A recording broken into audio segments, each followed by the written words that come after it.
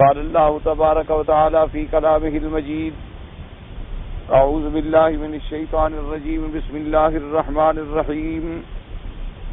الفجر وليال عشر والشفع والوتر والليل إذا يسر هل في ذلك قسم لذي حجر ألم تر كيف فعل ربك بعاد إرم ذات العماد التي لم يخلق مثلها في البلاد ثمود الذين جابوا الصخر بالواد وفرعون ذي الأوتاد الذين طغوا في البلاد فأكثروا فيها الفساد فصب عليهم ربك صوت عذاب إن ربك لبالمرصاد.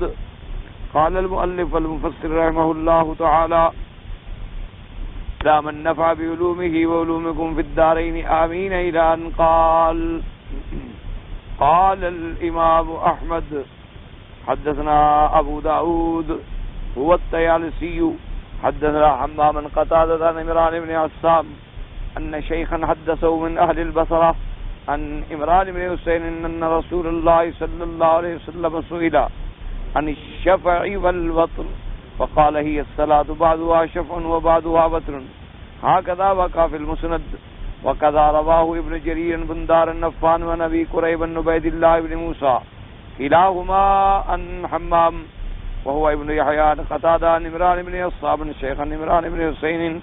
وكذا رواه أبو عيسى الترمذي عن عمرو بن علي بن أبي مهدي وأبي داود كلاهما عن حمام قتادة عن عمران بن عصام رجل من أهل البصرة عن عمران بن حسين به ثم قال: غريب لا نعرفه إلا من حديث قتادة وقد رواه خالد بن كيسان عن قتادة وقد رواه عن عمران بن عصام عن عمران نفسه والله أعلم. اب مفسر رحمۃ اللہ علیہ ارشاد بیان فرماتے ہیں کہ والشفع والوتر سے کیا مراد ہے.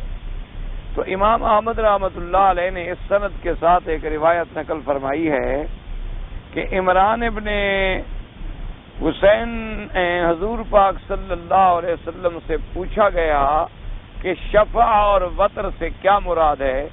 تو آپ نے فرمایا کہ ہی الصلاۃ بعضها شفع و بعضها وتر.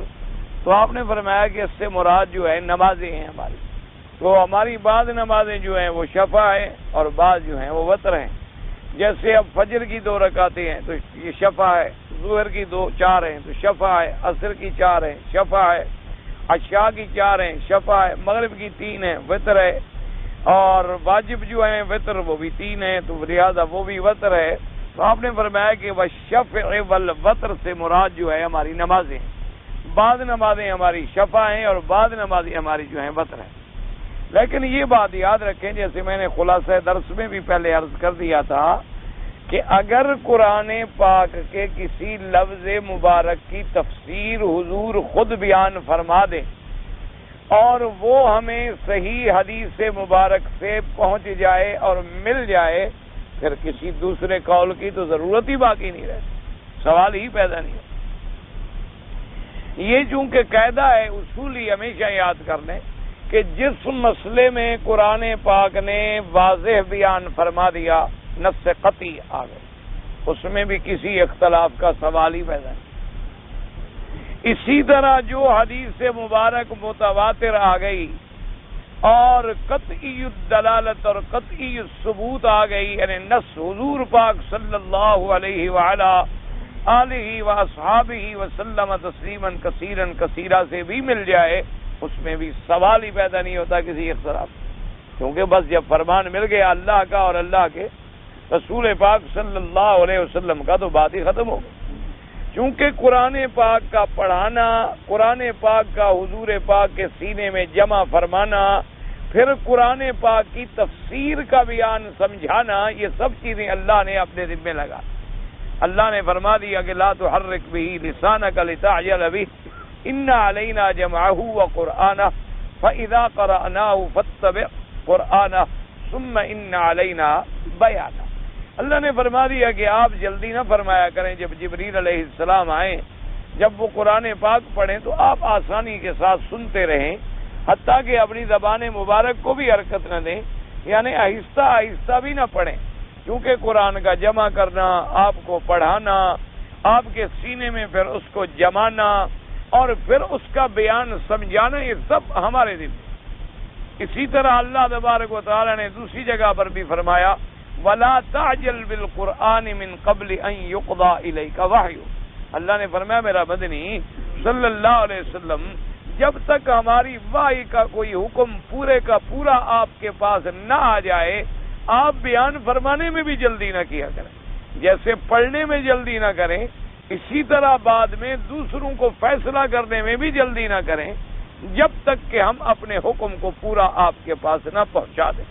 جیسے کہ بعض روایات میں آتا ہے کہ ایک عورت نے حضور پاک کی خدمت میں آ کر شکایت کی، اس نے کہا حضور مجھے اپنے خاوند نے ایک تھپڑ مارا ہے منہ پر۔ حضور صلی اللہ علیہ وسلم نے اس کے خاوند کو بلایا اور پوچھا کہ بھئی تم نے مارا ہے اپنی بیوی کو؟ تو اس نے کہا کہ ہاں جی میں نے مارا ہے۔ تو آپ نے فرمایا کہ القصاص، آپ نے فرمایا بھی شریعت کا مسئلہ تو یہی ہے کہ بدلہ آپ کو دینا ہوگا، آپ نے بیوی کو کیوں مارا ہے؟ اگر مارا ہے تو بہرحال پھر آپ کو قصاص ادا کرنا ہوگا۔ تو ابھی یہ حکم آپ فرما رہے تھے، یعنی اس حکم پر عمل نہیں ہوا، اللہ نے قرآن نازل فرما دیا کہ الرجال قوامون علی النساء، تو میرا مدنی ہم نے مردوں کو برتری دی ہے عورتوں پر، ہم نے مردوں کو فوقیت دی ہے عورتوں پر، آپ بیوی کی وجہ سے اس کو قصاص دلا رہے ہیں۔ تو اللہ تبارک و تعالی نے حضور صلی اللہ علیہ وسلم کو منع فرما دیا کہ نہیں، اگر خاوند نے بیوی کو مارا ہے تو اس سے قصاص تو نہیں لیا جائے گا، جیسے باپ اپنے بیٹے کو مارے گا اس سے قصاص تو نہیں لیا جائے گا۔ اب یہ علیحدہ بات ہے کہ شریعت نے پھر خاوند کو حکم دیا ہے کہ وہ ایسا نہ مارے جو مار جو ہے اس کے چہرے پر داغ ڈال دے، یا اتنا نہ مارے جس سے اس کی کوئی ہڈی پسلی توڑ ڈالے۔ مارنے کا بہانہ ہوتا ہے کہ تنبیہ کر دی، ڈرا دیا، تاکہ بیوی ایک ادب میں رہے۔ لیکن اگر کوئی ایسی غلطی بھی کر بیٹھے گناہگار تو ہوگا، لیکن قصاص تو نہیں لیا جائے گا اس سے، کیونکہ اللہ تبارک و تعالی نے مردوں کو ایک فضیلت بخشی، ایک عزت بخشی ہے، ایک برتری بخشی ہے۔ اور چونکہ ویسے بھی یہ قاعدہ ہے جب بھی دنیا میں آپ کسی معاملے میں کسی کو بڑا نہیں بنائیں گے تو کبھی معاملہ چل نہیں سکتا۔ مثلا آپ ایک مدرسہ بناتے ہیں، لازمی بات ہے کہ آپ کوئی پرنسپل بنائیں گے، لازمی بات ہے کہ آپ کوئی بائی-لاز بنائیں گے، قواعد و ضوابط بنائیں گے، لازمی بات ہے کہ آپ کوئی سیکیورٹی کا انتظام کریں گے۔ تو اسی طرح گھریلو معاملے میں بھی اگر بیوی خود بڑی ہے اور خاوند خود بڑا ہے تو سارا گھر تلپٹ ہو جائے، سوال پیدا نہیں ہوتا کہ نظام چل سکے گھر کا۔ اس لیے اللہ نے وہاں رجال کو فوقیت عطا فرمائی، اس کو اللہ تبارک و تعالی نے غلبہ عطا فرمایا کہ بھئی اس کا حکم چلے گا، اس کی اطاعت ضروری ہے۔ اب شریعت نے مرد کو بھی پابند فرمایا کہ وہ عورت سے غیر شرعی فعل کوئی نہ لے، اسلام کے خلاف کوئی آرڈر نہ کرے، اللہ رسول کے حکم کے خلاف کوئی آرڈر نہ کرے۔ جیسے آج کل اللہ معاف فرمائے فتن کے دور میں ہم ہیں، ایسے لوگ بھی موجود ہیں جو اپنی بیویوں کو کہتے ہیں جی بال کٹاؤ، فیشن کرو، سر ننگی پھرو بازار میں، جہاں میں جاؤں میرے ساتھ چلو۔ تو ایسے معاملات میں عورت کو شرعاً اطاعت کرنے کی کوئی ضرورت نہیں۔ لا طاعت لمخلوق فی معصیت الخالق، اللہ نے فرمایا کہ کسی بندے کی اطاعت اللہ کے احکام کی نافرمانی میں قبول نہیں کی جائے گی۔ مثلاً خاوند کہہ رہے چھوڑو جی کیا نماز پڑھنی، ہم نے تو باہر جانا ہے، پکنک پہ جانا ہے، سیر پہ جانا ہے، تفریح پہ جانا ہے، کلب میں جانا ہے، اور تمہیں ہر وقت نماز اور قرآن یاد آ گیا ہے، تو ایسی باتیں جو ہیں وہ خاوند کی نہیں مانے گی۔ اور اگر ایسے حالات پیدا ہو جائیں تو شریعت عورت کو حق دیتی ہے کہ وہ قاضی کی عدالت میں جا کر درخواست کر لے کہ بھئی مجھے میرا خاوند اسلام کے احکام کے خلاف مجبور کرتا ہے۔ قاضی تنبیہ کرے گا، اگر تنبیہ میں اصلاح نہیں ہوگی تو قاضی نکاح کو فسخ کر دے گا۔ تو اس لیے ہمیشہ یاد رکھیں بہرحال۔ اور نماز کا معاملہ تو خیر بہت زیادہ شدید ہے نا، نماز کے معاملے میں تو اتنے احکام ہیں کہ بعض علماء نے فرمایا کہ اگر ایک نماز چھوڑ دے تو کافر ہو جاتا ہے، کہ جائے کہ خاوند بیوی سے کہے کہ نماز نہ پڑھو، اس کے کفر میں تو شبہ ہی نہیں، وہ تو تمام ائمہ کے نزدیک کافر ہے۔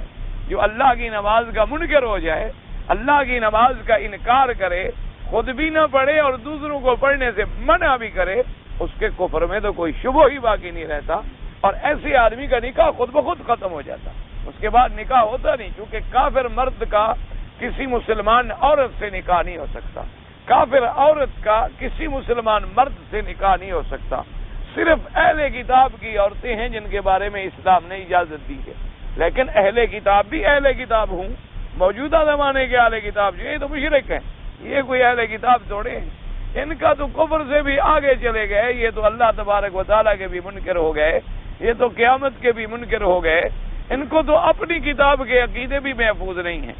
اہل کتاب کا معنی ہوتا ہے کم از کم وہ اپنی کتاب کو تو صحیح معنوں میں مانتا ہو، جو دہریے بن گئے، جو بالکل کسی بات کے پابند نہ رہے، تو بہرحال ان باتوں کا خیال رکھ۔ تو اللہ نے فرمایا کہ آپ جلدی بھی نہ فرمایا کریں فیصلے میں جب تک کہ ہم اپنی وحی مکمل آپ تک نہ اتار دیں۔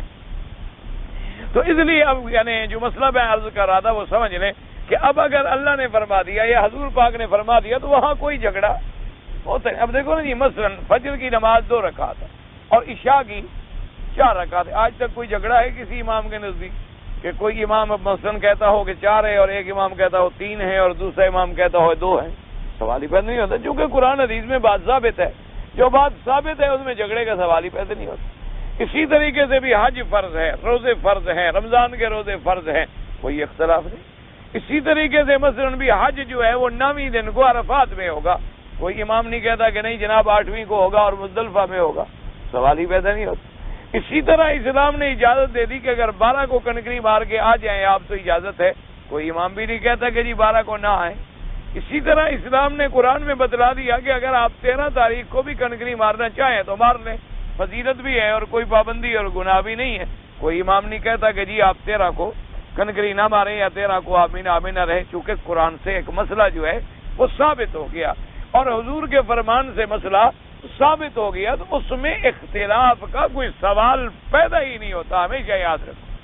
اب مسئلے اختلاف کہاں ہوتے ہیں کہ بھئی یا تو ہمیں قرآن میں بھی حکم نہیں مل رہا، حدیث مبارک میں بھی حکم نہیں مل رہا اور اجماع صحابہ میں بھی کوئی فیصلہ نہیں مل رہا اور کسی ایسا مسئلہ بھی نہیں مل رہا جس پر ہم قیاس کریں، تو اب مجتہدین پھر اجتہاد کرتے ہیں قرآن و سنت کی روشنی میں، تو لازمی بات ہے ایک مجتہد کے اجتہاد میں اور دوسرے مجتہد کے اجتہاد میں فرق آ جائے گا، فطری بات ہے، یہ تو ایک یعنی نیچر ہے۔ جب 2 آدمی کسی بات کو سوچنے کے لیے بیٹھیں گے تو ہر آدمی کی سوچ اپنی ہوتی ہے، ہر آدمی کے سورس آف معلومات جو ہیں وہ اپنے ہوتے ہیں، اس لیے ان کے اندر اختلافات پیدا ہوتے ہیں۔ یا مثلا ایک مسئلہ ایسا آ گیا کہ اس میں 2 حدیثیں مل رہی ہیں، 2 حدیثیں مبارک جو ہیں مل رہی ہیں، مثلا ایک حدیث مبارک کہہ رہی ہے کہ کوئی لا صلاۃ الا بفاتحۃ الکتاب، کہ فاتحہ کے بغیر نماز نہیں ہوتی، اب ایک حدیث مبارک یہ آ رہی ہے، اور دوسری حدیث مبارک ہمیں ابی موسیٰ اشعری کی مسلم شریف میں مل رہی ہے جس میں حضور نے نماز سکھلائی ہے، جس میں نماز حضور نے سکھلائی۔ یہاں تو فاتحہ کی مطلقاً فضیلت کا ذکر ہے نا کہ فاتحہ کے بغیر نماز نہیں ہوتی۔ ایک حدیث مبارک ہے جو تعلیم صلاۃ میں ہے، یعنی جہاں حضور نماز پڑھنا سکھلا رہے ہیں، آپ نے فرمایا اذا کبر فکبروا، جب امام کہے اللہ اکبر تم بعد میں کہو اللہ اکبر، اذا رکع فرکعوا، جب رکوع کرے تم بھی رکوع کرو، جب سجود کرے تم بھی سجود کرو، جب وہ سمع اللہ لمن حمدہ کہے تو تم ربنا ولک الحمد کہو۔ اسی حدیث میں یہ لفظ بھی آ گئے کہ اذا قرأ فانصتوا، اور جب امام پڑھے تو تم چپ رہو۔ اسی حدیث مبارک میں یہ بھی آ گیا کہ اذا قال غیر المغضوب علیہم ولا الضالین، کہ جب امام کہے غیر المغضوب علیہم ولا الضالین فقولوا آمین، تم کہو آمین۔ اب یہ حدیث مبارک بھی آ گئی۔ اسی طرح ایک اور حدیث مبارک بھی آ گئی کہ من کان لہ امام فقراءۃ الامام لہ قراءۃ، جس آدمی کا امام موجود ہے تو امام کا پڑھنا مقتدی کا پڑھنا ہے، یہ بھی حدیث مبارک آ گئی۔ اسی طرح حدیث مبارک میں یہ بھی آ گیا کہ اگر امام کوئی غلطی کرے، مقتدی نے غلطی نہیں کی لیکن امام سجدہ کرے گا تو ہم سب سجدہ کریں گے، حالانکہ غلطی تو صرف امام نے کی تھی، ہم مقتدیوں نے تو کوئی غلطی نہیں کی تھی، لیکن چونکہ امام کی غلطی سب کی غلطی بن گئی، امام کی سیت جو تھی وہ سب کی سیت بن۔ اب جب اتنی حدیثیں جمع ہو گئیں تو اب محدثین کرام، ائمہ فقہاء عظام، ائمہ مجتہدین، سب نے پھر حدیثوں کو سمجھنے کے اندر اپنے اپنے فہم کے مطابق کوشش کی کہ ہم سمجھیں اور کوشش کریں تاکہ حضور پاک کی حدیث کے مطابق ہمارا عمل ہو، حضور کے حکم کے مطابق ہماری نمازیں ہوں اور ہمیں کوئی پریشانی نہ ہو. تو بعض ائمہ نے تو یہ سمجھا، انہوں نے کہا جی زیادہ بحث میں ہم کیوں پڑھیں، بس جب فاتحہ کے بغیر نماز حضور نے فرما دیا نماز ہی نہیں، بس فاتحہ پڑھو، چاہے مقتدی ہے، چاہے امام ہے، چاہے جاری نماز ہے، چاہے سری نماز ہے، چاہے علیحدہ پڑھ رہا ہے امام کے پیچھے پڑھ رہا ہے، چاہے فجر ہے، ظہر ہے، عصر ہے، مغرب ہے، بس فاتحہ کے بغیر نماز ہوتی. انہوں نے اس حدیث مبارک کو سامنے رکھ لیا. اور باقی ائمہ نے فرمایا، انہوں نے کہا کہ بھئی جب قرآن کہتا ہے کہ اذا قرئ القرآن فاستمعوا له، وان سے تو جب قرآن پڑھا جائے تو تم سنو اور چپ کرو. اور حضور نے فرمایا اذا قرأ الامام فان سے جب امام پڑھے تو تم چپ کرو. انہوں نے کہا ہاں بس اب اس کا حل یوں کرتے ہیں کہ جس نماز میں امام پڑھ رہا ہے اور ہم سن رہے ہیں، انہوں نے کہا اس میں تو نہ پڑھو. جیسے فجر کی نماز ہے، مغرب کی نماز ہے، عشاء کی نماز ہے، امام جہر سے پڑھے گا نا، زور زور سے پڑھے گا تو ہم سن رہے ہیں، تو انہوں نے کہا کہ وہاں تو نہ پڑھو، تاکہ قرآن پہ بھی عمل ہو جائے اور اس حدیث پر بھی عمل ہو جائے کہ جس حدیث میں حضور نے فرمایا کہ جب امام پڑھے تو تم چپ کرو. تو اور نے کہا اور جس میں ہم نہیں سنتے ہیں، جیسے ظہر ہے، عصر ہے، امام پڑھ بھی رہا ہو لیکن ہم تو نہیں سن رہے، انہوں نے کہا بھی اس میں پڑھ لو، تاکہ ان دو یعنی ظہر اور عصر میں اس حدیث پہ عمل ہو گیا، اور فجر اور مغرب اور عشاء میں اس حدیث پہ عمل ہو گیا کہ جب امام پڑھ رہا ہو تو تم چپ کرو. تو انہوں نے بھی اب دیکھیں ان کا اجتہاد یا ان کی فہم کا تقاضا کیا ہے کہ حضور کی حدیثوں پر کسی طرح عمل ہو جائے اور کوئی حضور کا فرمان جو ہے ایسا رہ نہ جائے کہ ہم اس کے عمل سے محروم ہو جائیں. امام ابو حنیفہ رحمۃ اللہ علیہ سے پوچھا گیا، ان کے سامنے یہ مسئلہ آیا، انہوں نے فرمایا بھی دیکھو، ایک ہے قرآن کی فضیلت بیان کرنا، فاتحہ کی فضیلت بیان کرنا، ایک ہے نماز کو سکھانا. اب جس میں حضور نے فرمایا کہ فاتحہ کے بغیر نماز نہیں ہوتی، وہاں نہ تو امام کا ذکر ہے نہ مقتدی کا ذکر ہے، مطلق ایک لفظ مبارک ہے کہ فاتحہ کے بغیر نماز نہیں ہوتی. تو ہر نماز میں فاتحہ تو ہوتی ہے، ہر نماز، کوئی نماز ایسی تو ہے نہیں جس میں فاتحہ نہ ہو، یا امام پڑھے گا یا مقتدی پڑھے گا، فاتحہ تو نماز میں آ گئی نا، تو فاتحہ تو آ گئی نماز میں، یہ نہیں کہ نماز کوئی ہو اور بغیر فاتحہ کے ہو. ایک دوسرا انہوں نے کہا کہ اب حضور نے جہاں نماز سکھلائی ہے وہاں فرمایا کہ جب امام پڑھے تو تم چپ کرو، تو لہذا 3 نمازیں جو زور والی ہیں اس میں تو باقی امام بھی امام صاحب کے ساتھ مل گئے کہ ہاں چپ کرو. تو انہوں نے کہا کہ بھائی اور باقی ایک حدیث جو رہ گئی کہ جس کا امام ہو، امام کا پڑھنا جو ہے وہ مقتدی کا پڑھنا. تو نے کہا اس حدیث پہ کون عمل کرے گا؟ انہوں نے کہا لہٰذا ظہر ہو یا عصر امام تو پڑھ رہا ہے، تو جس کا امام پڑھ رہا ہے ہمیں پڑھنے کی ضرورت نہیں، تاکہ جس کا امام ہے اس کا پڑھنا گویا کہ ہمارا پڑھنا ہے. انہوں نے اس حدیث مبارک کو بھی لے لیا. اور دوسرا امام صاحب نے یہ بھی لے لیا کہ حضور نے جب سکھایا ہے کہ جب رکوع کرے تم رکوع کرو، جب سجود کرے تم سجود کرو، جب تکبیر کہے تم تکبیر کہو، جب امام کہے سمع اللہ لمن حمدہ تم کیا کہو؟ تمہیں یہ حکم نہیں کہ تم ساتھ سمع اللہ بھی کہو، تمہیں حکم کیا ہے کہ تم کہو ربنا لک الحمد. تو جب امام کہے غیر المغضوب علیہم ولا الضالین تو تم کیا کہو؟ تو انہوں نے کہا وہ غیر المغضوب علیہم پڑھنا امام کی ذمہ داری تھی، ہماری ذمہ داری تو آمین کہنا تھی. اگر ہماری ذمہ داری ہوتی تو ہمیں حضور یوں سکھلاتے کہ جب تکبیر کہے تم تکبیر کہو، اور جب امام الحمدللہ رب العالمین شروع کرے تو تم بھی الحمدللہ رب العالمین پڑھو بعد میں. حضور نے فرمایا نا جب وہ غیر المغضوب علیہم ولا الضالین، یعنی جب وہ فاتحہ کے آخر میں پہنچ جائے اور جب وہ ختم کرے تو پڑھنا اس کی ذمہ داری ہے، ہماری ذمہ داری تو صرف آمین کہنا ہے. اس لیے انہوں نے فرمایا اب دیکھیں ساری حدیثوں پہ لا صلاۃ الا بفاتحۃ الکتاب پر بھی عمل ہو گیا، اذا قرأ الامام فانصتوا پر بھی عمل ہو گیا، من کان له امام فقراءۃ الامام له قراءۃ بھی عمل ہو گیا، اذا قال غیر المغضوب علیہم ولا الضالین فقولوا آمین پر بھی عمل ہو گیا، اذا قرئ القرآن فاستمعوا له وانصتوا لعلکم ترحمون قرآن پر بھی عمل ہو گیا. تو اب آپ خود اندازہ فرمائیں کہ کس امام نے زیادہ حدیثوں پہ عمل کیا؟ اللہ تبارک و تعالیٰ سب ائمہ پہ کروڑوں رحمتیں نازل فرمائے. تو اب مسئلہ اس لیے اختلاف ہوا کہ 4 حدیثیں جو مل گئیں اور چاروں فرمان میرے آقا کے ہیں، اس لیے مسئلے میں ائمہ کے اندر اختلاف، ورنہ جس مسئلے میں ایک حکم واضح آ گیا اختلاف کا سوال ہی پیدا نہیں ہو سکتا. سب تابع ہوں گے اللہ کے قرآن کے اور سنت محمد مصطفیٰ صلی اللہ علیہ وعلا آلہ. اچھا اور یہ اختلاف ہمارے یہاں نہیں پیدا ہوا، صحابہ میں بھی ہو گیا، صحابہ رضوان اللہ علیہم اجمعین کے زمانے میں بھی ہو گیا. حضور پاک نے ایک دفعہ صحابہ کو حکم دیا آپ نے فرمایا کہ لا صلاۃ الا فی بنی قریظہ، آپ نے فرمایا میرے صحابہ جلدی چلو، جلدی فوج نکلے اور مجاہدین تیار ہو جائیں، بنی قریظہ یہودیوں کا محاصرہ کرنا ہے، اور فرمایا کہ خبردار عصر کی نماز نہیں پڑھیں گے ہم مگر بنی قریظہ پہنچ کر، اس جگہ پہنچ کے پڑھو اور جلدی نکلو۔ صحابہ کی فوجیں نکلیں۔ اب مدینہ شریف سے نکلے اور عصر کا وقت ہو گیا، تو اب صحابہ نے کہا ابھی نماز کا وقت ہو گیا ہے۔ اب صحابہ میں بھی اختلاف ہو گیا، انہوں نے فرمایا، بعض صحابہ نے کہا کہ بھی ہم تو نماز نہیں پڑھتے عصر کی۔ انہوں نے کہا کیوں نہیں پڑھتے؟ انہوں نے کہا حضور نے جو فرمایا کہ لا صلاۃ الا فی بنی قریظہ، کہ جب تک بنی قریظہ میں نہ پہنچو نماز نہ پڑھو، تو ہم تو بنی قریظہ پہنچیں گے تو نماز پڑھیں گے حضور کے حکم پر۔ تو بعض صحابہ نے کہا کہ نہیں خدا کے بندے، مقصد یہ تھا کہ جلدی کرو، یہ نہیں تھا کہ راستے میں نمازیں آ جائیں تو نمازیں بھی ہم چھوڑ دیں۔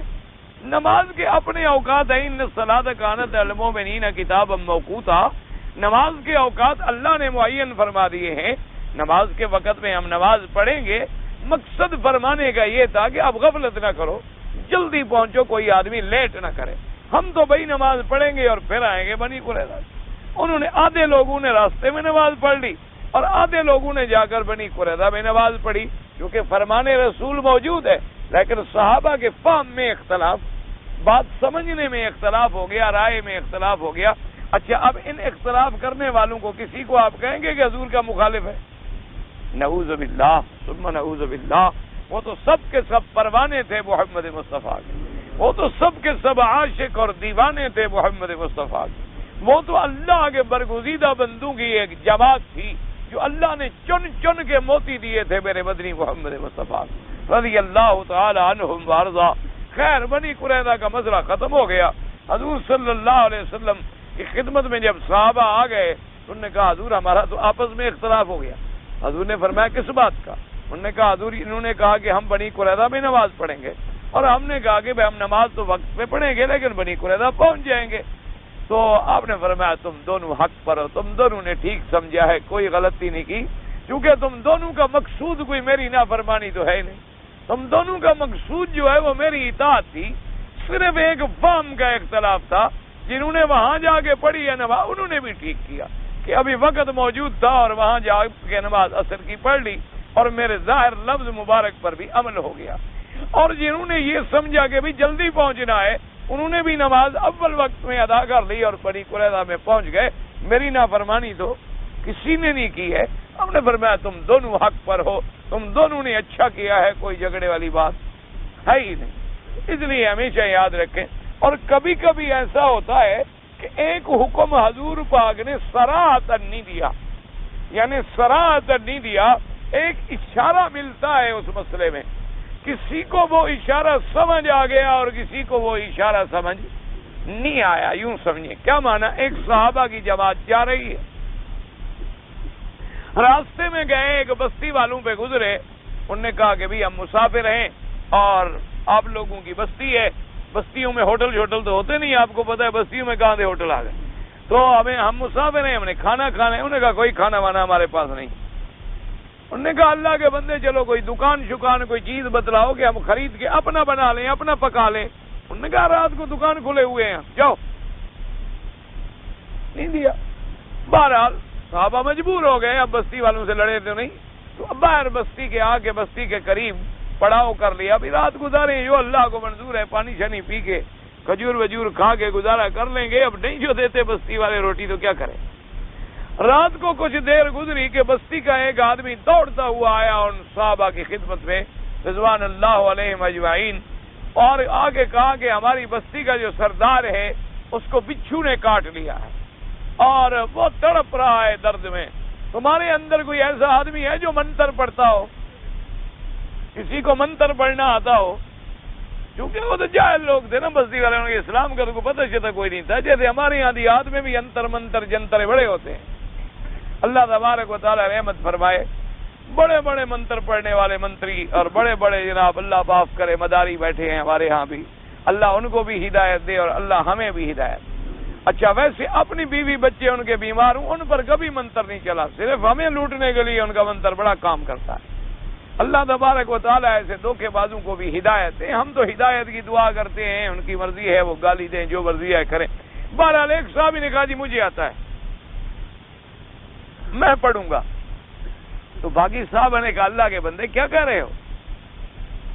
اس نے کہا بھی میں پڑھوں گا تمہیں کیا، تم کیوں ناراض ہوتے ہو؟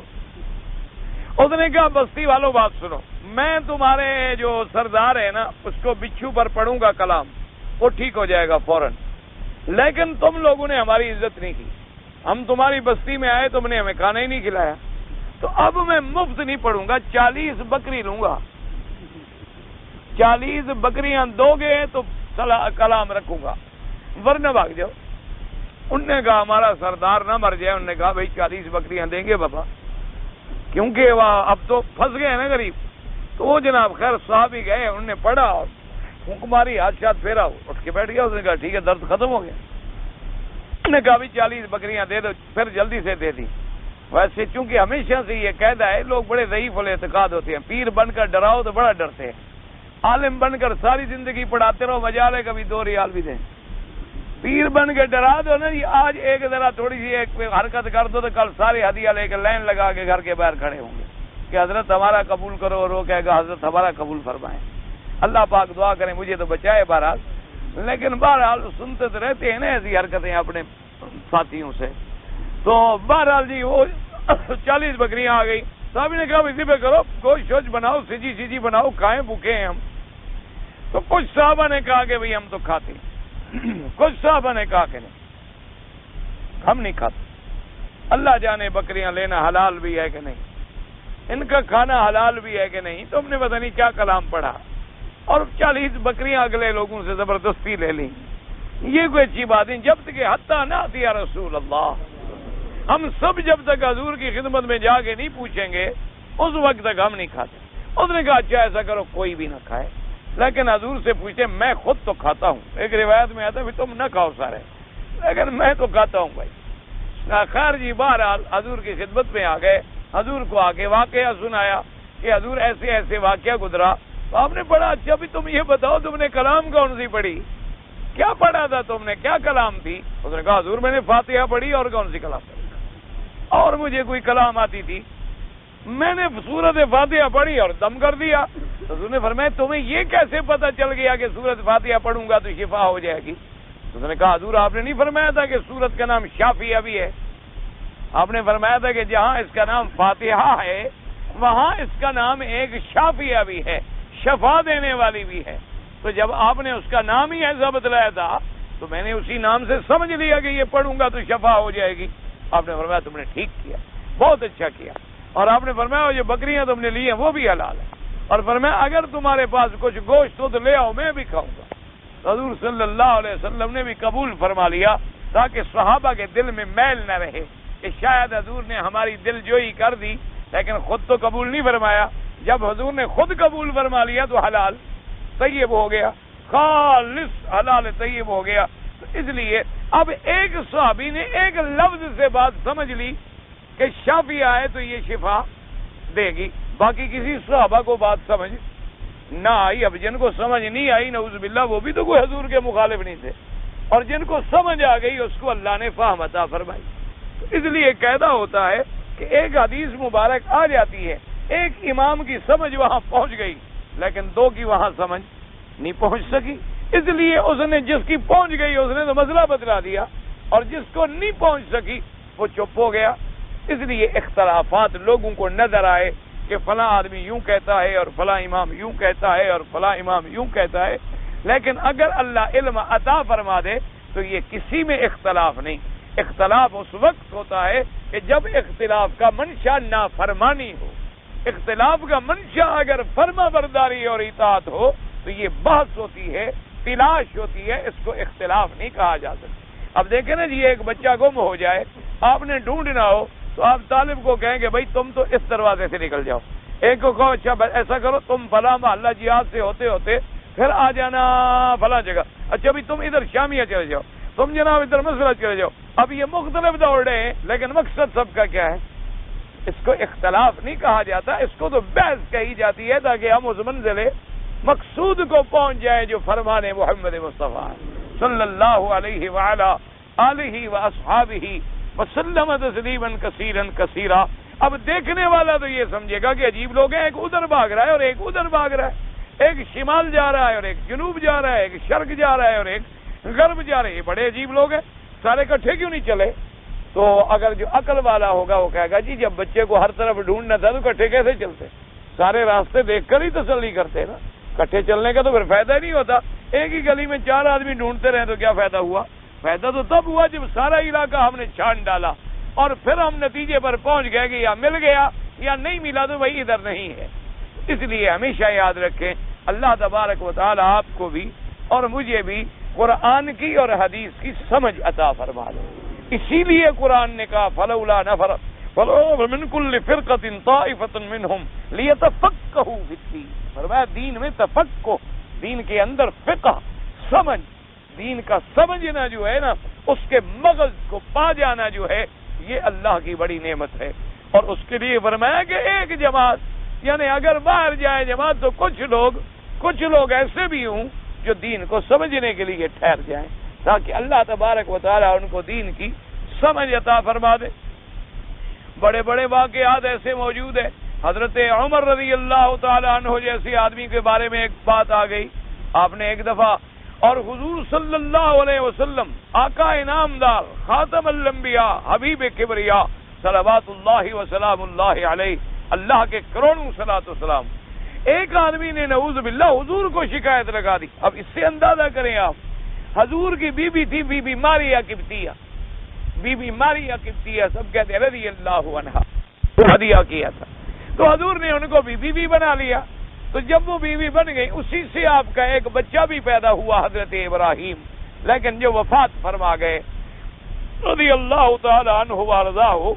تو اب بی بی ماریہ قبطیہ کا ایک رشتہ دار تھا اور وہ کبھی کبھی بی بی ماریہ کے گھر میں ملنے کے لیے آ جاتا. وہ رشتہ دار تھا، عزیز تھا، قریبی آدمی تھا. بی بی صاحبہ کے گھر میں کبھی حضور ہوتے تو آ جاتا اور کبھی حضور پاک موجود بھی نہ ہوتے تب بھی وہ حضور کے گھر میں آ جاتا. اللہ پاک معاف کرے، اللہ پاک معاف کرے.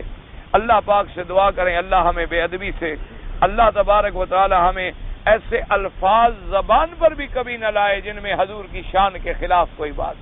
اللہ ہماری زبانوں کو وہ توفیق ہی نہ دے کہ ہماری زبانوں سے کوئی ایسا لفظ نکلے جو بے ادبی کا ذریعہ ہو.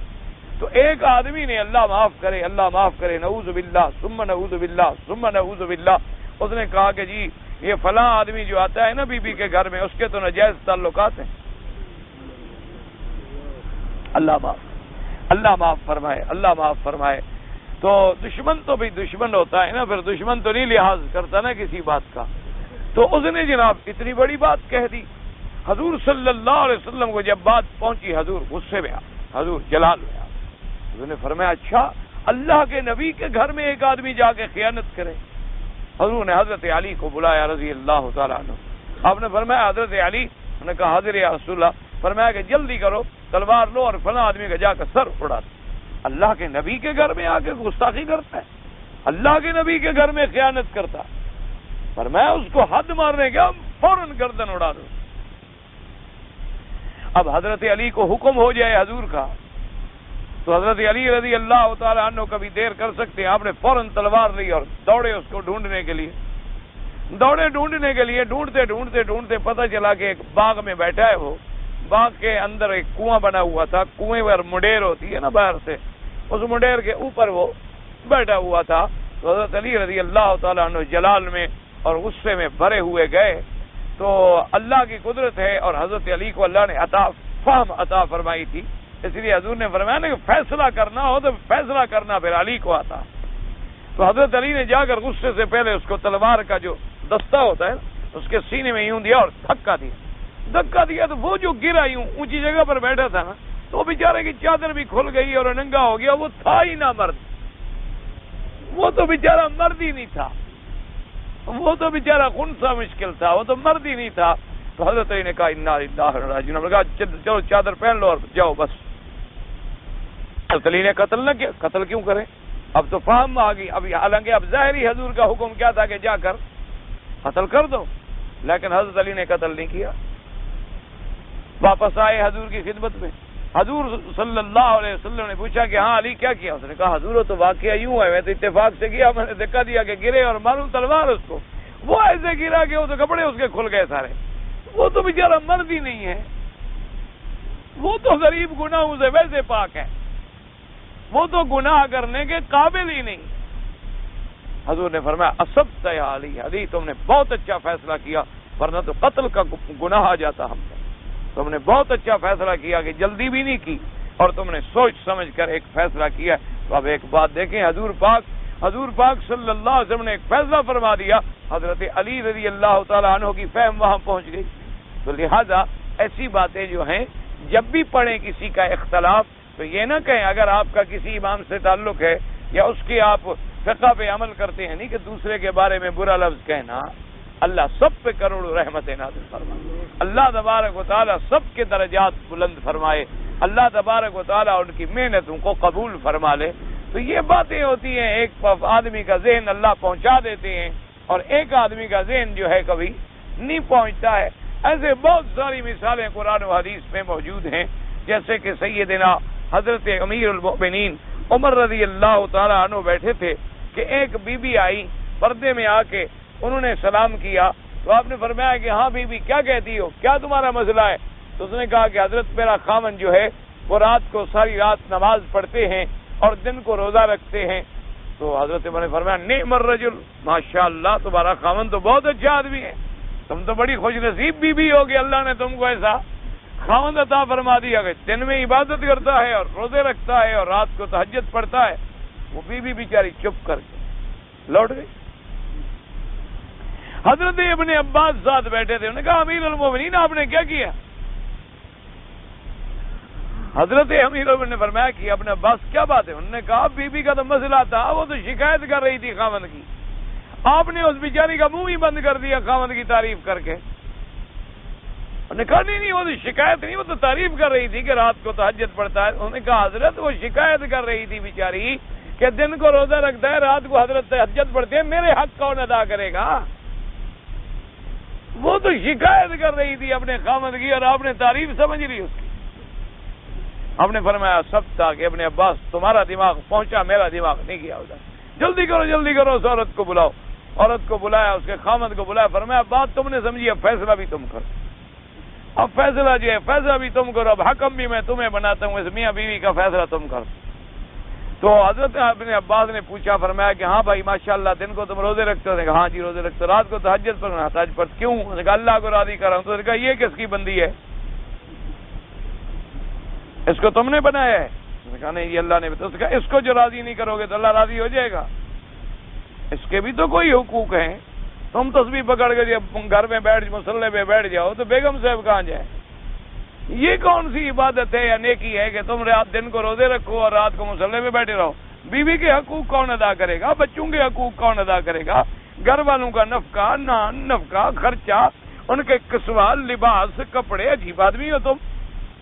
حضور پاک صلی اللہ علیہ وسلم سے زیادہ کوئی عبادت والا ہے؟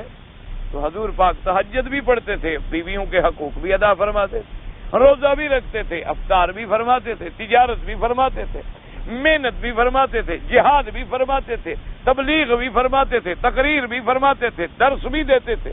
تو سارے کام کرنا جو ہے تب اسلام راضی ہوگا۔ یہ تم نے کیا کر رکھا ہے؟ انہوں نے کہا جی ٹھیک ہے۔ تو حضرت عمر نے اور باقی صحابہ نے پوچھا، تو انہوں نے کہا حضرت ابن عباس چلو ایک آدمی اپنی بیوی کے پاس یعنی کتنے دن کے بعد جائے تو حق پورا ہوگا؟ حضرت ابن عباس نے فرمایا کہ ویسے تو یہ مسئلہ ان کا آپس کے اتفاق پر ہوتا ہے، لیکن میری رائے یہ ہے کہ کم از کم 3 راتیں آدمی اپنی عبادت کرے تو چوتھی رات بیوی کے پاس جائے۔ انہوں نے کہا جی وہ کیسے؟ انہوں نے کہا کہ اللہ نے ایک مرد کو کتنی عورتیں کرنے کی اجازت دی ہے؟ اچھا 4۔ انہوں نے کہا چلو ایک آدمی اگر 4 بیویاں رکھ لے تو چوتھی کا نمبر جو ہے کب آئے گا؟ چوتھی رات آئے گا نا، 3 راتیں ادھر چل جائے گا۔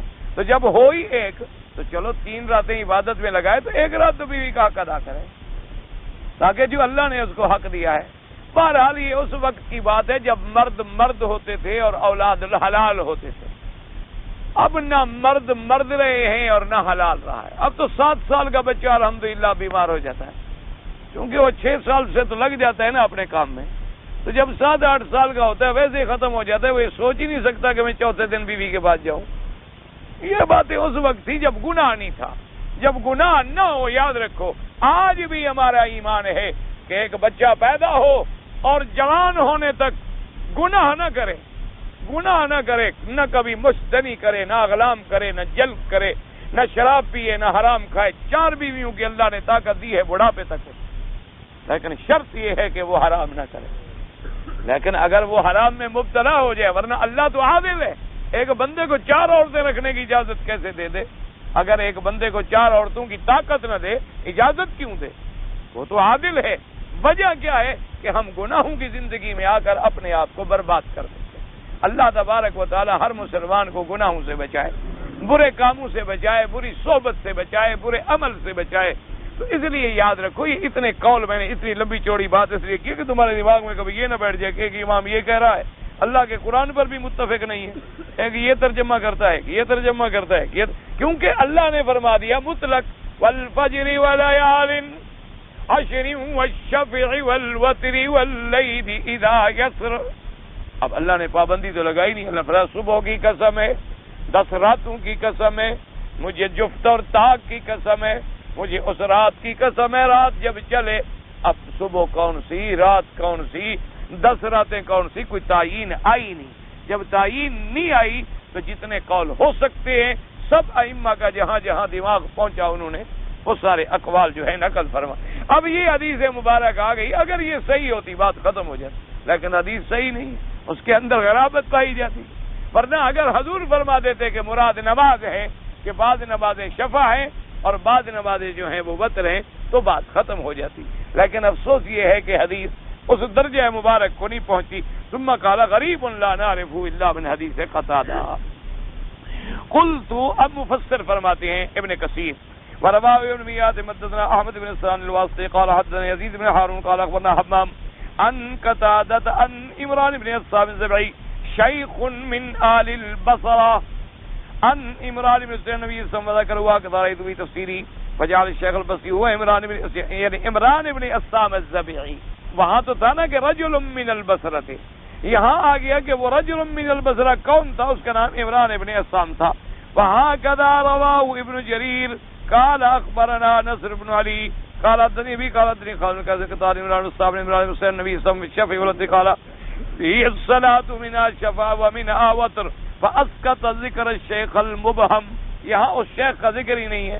وتفرد به عمران بن الصاب الزبی ابو مرت البصری امام مسجد بنی زبیہ وهو والد ابي جمرة نصر بن عمران الزبعی.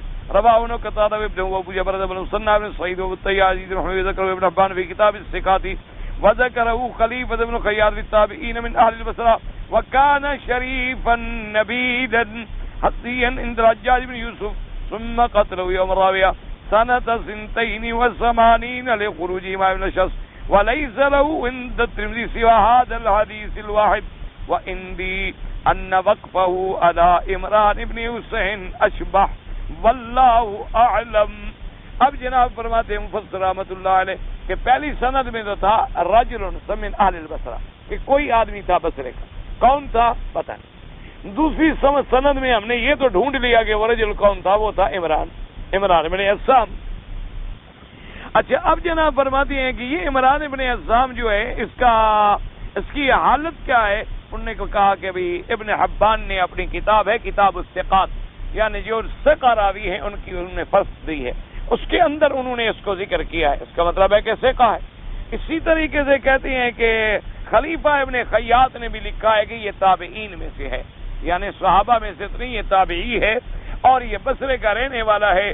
وکان شریفا نبیلا، بڑا شرف والا، بڑی عزت والا، بڑے عقل و فہم والا آدمی تھا.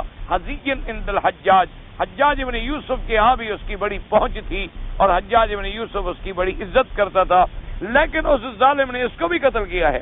کہتے ہیں ثم قتلہ یوم الراویہ، یوم الراویہ سنۃ 82 82 ہجری میں یوم الراویہ والے دن حجاج نے اس کو بھی قتل کر دیا، کیونکہ اس نے مخالفت کی تھی اور وہ ابن الاشعث کا ساتھ دیا. اس نے جب حجاج کی مخالفت کی تو حجاج نے اس کو بھی قتل کرا دیا. وَلَيْسَ لَهُ عِندَ التِّرْمِذِي إِلَّا سِوَى هَذَا الْحَدِيث. امام ترمذی رحمۃ اللہ علیہ نے اور کوئی حدیث مبارک اس سے نہیں دی، صرف یہی حدیث دی ہے.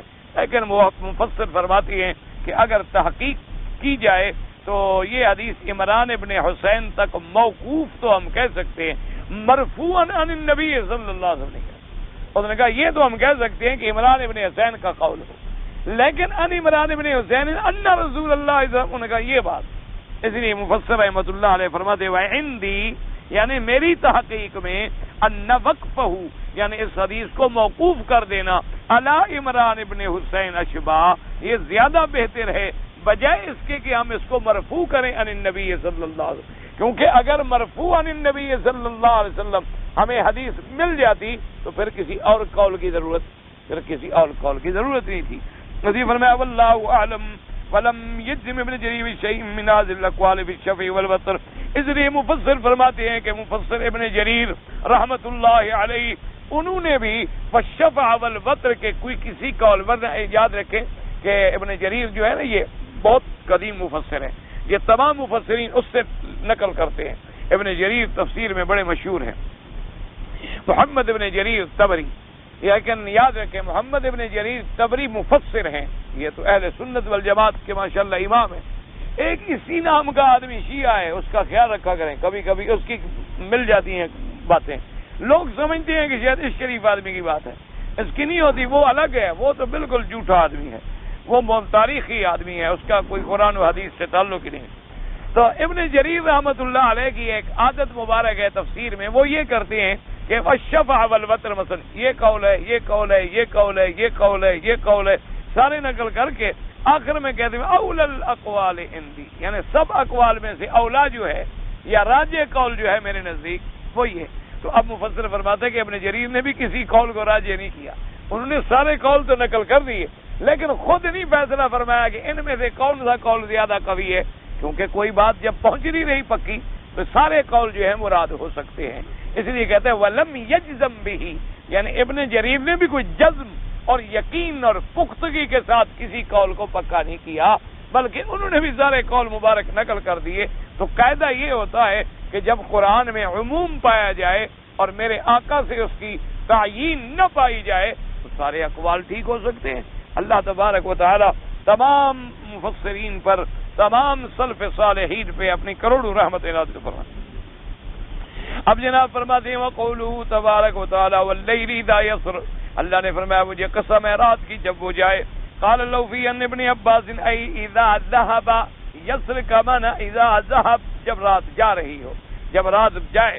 وقال عبداللہ واللیل اذا یسر حتی یذهب بعضه بعضا، انہوں نے فرمایا کہ جب رات کا کچھ حصہ گزر جائے، اب مغرب کے بعد رات شروع ہو گئی نا، مغرب کے بعد جب سورج ڈوب گیا تو رات شروع ہوگی، ویسے انگریزوں کی نہیں ہوئی ہو تو 12 بجے کے بعد ہوتی ہے نا، ان کی تاریخ ہی 12 بجے رات کو بدل دی، ان کا چونکہ سورج کے ساتھ تعلق نہیں، ان کا گھڑیوں کے ساتھ تعلق، ان کا گھڑی کے ساتھ رات کے جب 12 بجیں گے کہیں گے تاریخ بدل گئی۔ ہم پہلے سنتے تھے کہ سکھوں کے 12 بجتے ہیں، لیکن اب پتہ چلا انگریزوں کے بھی بجتے ہیں، یہ 12 کی لعنت سب کے گلے میں پڑی ہوئی ہے، اللہ معاف فرمائے۔ اللہ تبارک و تعالیٰ ورنہ اسلام کا اصول ہے کہ سورج ڈوب گیا رات شروع ہو، سورج طلوع ہو گیا دن شروع ہو گیا، کیونکہ جب اس کا تعلق ہی سورج سے ہے تو اب غروب اور طلوع سے ہوگا، نہ کہ 12 بجے رات کو جا کے ہوگا۔ یہ تو ان لوگوں نے اپنے یعنی ٹائم کو سیٹ رکھنے کے لیے اور اپنے تواریخ کے حساب کو صحیح کرنے کے لیے رات کے 12 بنا دیے، ورنہ اسلام کا اصول جو ہے اس کا تعلق جو ہے وہ چاند کے ساتھ ہے، جیسے کہ قرآن پاک میں نص موجود ہے یسألونک عن الاہلہ قل ہی مواقیت للناس، اللہ پاک نے فرمایا میرا بدنی صلی اللہ علیہ وسلم آپ سے پوچھتے ہیں چاند کے بارے میں، تو آپ بتلا دیں اپنی امت کو کہ اسی چاند کو ہم نے تمہارے لیے میعاد بنائی ہے، اسی چاند کو ہم نے تمہارے لیے میقات بنایا ہے اور تقویم بنایا ہے، اسی سے تمہارے مہینوں کا حساب ہوگا، اسی سے تمہارے حج کا حساب ہوگا، اسی سے تمہارے رمضان اور عیدین کا حساب ہوگا، اسی سے عورت کے حیض اور نفاس کا حساب ہوگا، اسی سے عورت کی عدت کا حساب ہوگا، اسی سے تمہارے معاہدے لین دین سب کا حساب ہوگا۔ قل ہی مواقیت للناس والحج، اور تمام مسائل جو ہیں۔ تو اب جب چاند پر حضور نے مدار رکھی تو چاند کا نور ماخوذ ہے نور شمس سے، تو لہذا رات کا تعلق چاند سے جب ہوا، دن کا تعلق جو ہے وہ سورج سے ہوا، تو سورج کے طلوع سے دن ہوتا ہے اور سورج کے غروب سے رات ہوتی ہے۔ اسی کو قرآن پاک نے یہ بھی فرما دیا کہ جب آپ روزہ رکھیں گے تو روزہ کب تک آپ رکھیں گے؟ واتم الصیام الی اللیل، کہ روزہ رکھو لیکن جب سورج ڈوب جائے بس، کیونکہ روزہ دن کو تھا، رات کو روزہ نہیں تھا۔ اب سورج ڈوبنے کے بعد تو رات شروع ہو گئی اور رات کو روزہ ہوتا نہیں، تو لہذا ہمارا افطار ہو جائے گا۔ اس لیے ہمیشہ یاد رکھیں۔ لیکن دشمن بھی بڑا ذہین ہے، اس نے بھی اسلام کو نقب لگانے کے لیے ہر مقام پہ مخالفت کی ہے۔ تاریخ میں مخالف ہے، وقت میں مخالف ہے، ڈیٹ میں مخالف ہے، مہینوں میں مخالف ہے، سالوں میں مخالف ہے، لباس میں مخالف ہے، شکل میں مخالف ہے، عمل میں مخالف ہے، حتیٰ کہ کھانے پینے میں مخالف ہے۔ اسلام کہتا ہے دائیں ہاتھ سے کھاؤ، وہ بائیں ہاتھ سے کھاؤ۔ اسلام کہتا ہے سر پہ کپڑا رکھو، سر ننگا رکھے۔ اسلام کہتا ہے کہ بال سیدھے رکھو، وہ الٹے رکھے۔ ہر قدم پر اس نے اسلام کے ساتھ مخالفت کی، اور ہمارے لوگ ہیں وہ جناب فیشن کی رو میں بہہ جاتے ہیں، یہ نہیں سمجھتے کہ ہم کن کی اتباع کر رہے ہیں اور کس کی مخالفت کر رہے ہیں، کہ ہم تہذیب محمد مدنی کو چھوڑ کر تہذیب انگلیز کے پیچھے دوڑ رہے ہیں۔ اللہ تبارک و تعالی آپ کو، مجھے، ہمارے بچوں کو، تمام مسلمانوں کو حضور کی اتباع کی توفیق دے۔ اب دیکھو نا جی، ہم دعویٰ تو بڑا کرتے ہیں نا، ہمیں حضور سے عشق ہے، حضور سے عشق ہے، حضور سے محبت ہے، انگوٹھے ہم چوم لیتے ہیں، میناروں پہ کھڑے ہو کے صلاۃ و سلام پڑھتے ہیں، جھنڈیاں لگاتے ہیں، جلوس نکالتے ہیں، لیکن جب حضور کا چہرہ ہی ہمیں پسند نہیں، اب چھوڑیں دے بندی بریلوی شیعہ سے کو جھگڑے۔ حضور کی داڑھی مبارک تھی کہ نہیں تھی؟ ہاں جی، اس میں دیوبندی بریلوی کا کوئی جھگڑا نہیں، چھوڑو دیوبندی بریلوی، اللہ سب کو ہدایت دے۔ حضور کی اپنے چہرے مبارک پہ داڑھی تھی۔ اگر نعوذ باللہ داڑھی اچھی چیز نہ ہوتی یا بری لگتی تو حضور کو اس لیے اللہ نے داڑھی رکھوائی تھی کہ حضور کو نعوذ باللہ بری لگے؟ نہ اگر داڑھی جمال نہیں تھا، داڑھی حسن نہیں تھا، داڑھی باعث شرف، باعث عزت، باعث شان نہ ہوتی، اللہ اپنے نبی پاک کو کبھی رکھنے کی پابندی دیتے؟ اگر حضور پاک کی شکل مبارک میں داڑھی ہے اور ہماری مسلمان کی شکل میں داڑھی نہ ہو تو محبت کا کیا معنی؟ نہ محبت کا معنی صرف نام لینے سے ہوتا ہے، محبت ہے۔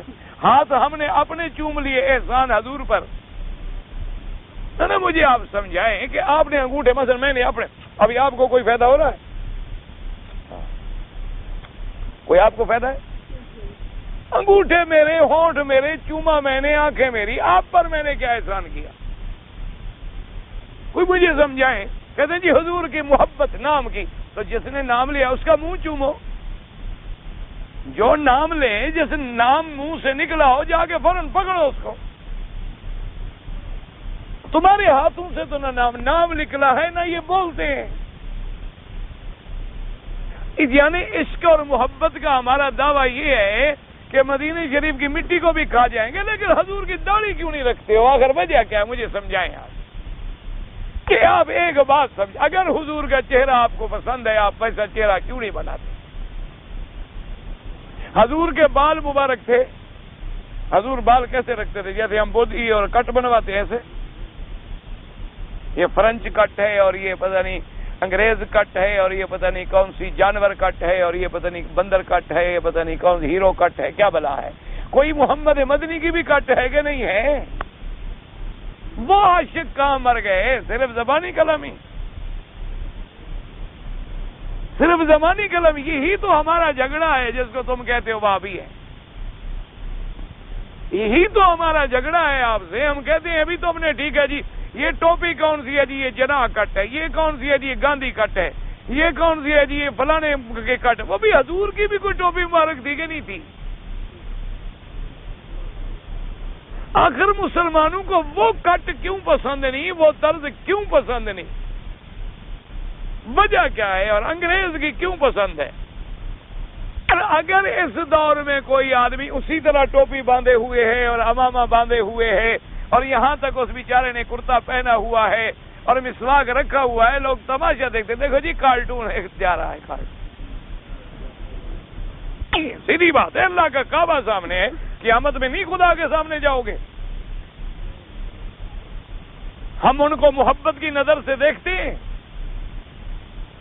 یعنی جو حضور کی شکل بنا کے بیچارے کوشش کر رہے ہیں، ان کے ہر کام کو، اگر اس کے پاس سرما ہے، سرما پہنتا ہے، دیکھو جی عورت ہے، عورت سرما پہنتا ہے، اب بھی سرما پہنتا ہے، دیکھو جی یہ کوئی بچہ ہے، کوئی جوان ہے، کوئی سرما لگا رہا ہے، وہ تو اتباع رسول میں لگا رہے کہ حضور نے کوئی رات نہیں چھوڑی سرما لگائے کے بغیر، نہ سفر میں نہ حضر میں۔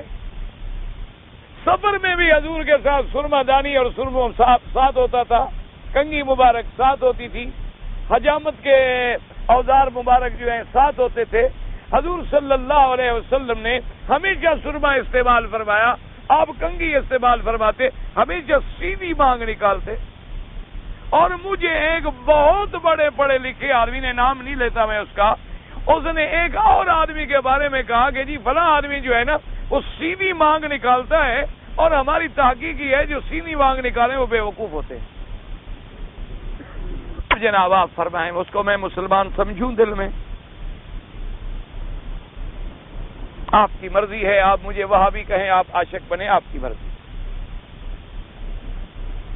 اور پھر حضور نے داڑھی مبارک کے بارے میں ایک جگہ نہیں فرمایا، او فلوہا، فرمایا داڑھی بڑھاؤ مونچھیں کٹاؤ، اور فرمایا قص الشوارب واعف اللحا، مونچھیں کٹاؤ اور داڑھی بڑھاؤ۔ اور قرآن نے کہا کہ ہارون علیہ السلام کی داڑھی مبارک ہے، حضور نے فرمایا میں نے جب اپنے بھائی ہارون کو دیکھا تو ان کی داڑھی جو تھی سرہ پر یعنی ناف تک آتی تھی۔ حضور کی اپنی داڑھی مبارک کے بارے میں ہے کہ آپ کے سینے مبارک پہ آتی تھی، اور ایسے تھی جیسے چاند کا حالہ ہوتا ہے۔ یہ ساری چیزیں موجود ہیں۔ اور جناب پھر حضور صلی اللہ علیہ وآلہ وسلم نے فرمایا کہ اگر ویسے بھی بال ہوں تو زمین پہ نہ پھینکو، کسی جگہ دفن کر دو، کسی محفوظ جگہ رکھ دو۔ اور عاشق بنے ہوئے ہیں ہم، اور صبح اٹھ کے پہلا کام کرتے ہیں کہ سنت رسول کو رگڑا لگا کے گندی نالی میں پھینکتے ہیں۔ اگر قیامت میں اللہ کے نبی نے ہمارا گریبان پکڑ لیا کہ گستاخ تو نے میری سنت کو گندگی میں ڈالا تھا، تو کوئی جواب ہے؟ نہ کوئی جواب ہے آپ کے پاس، یہ صرف آپ کہیں گے چوما تو میں نے پڑھا تھا۔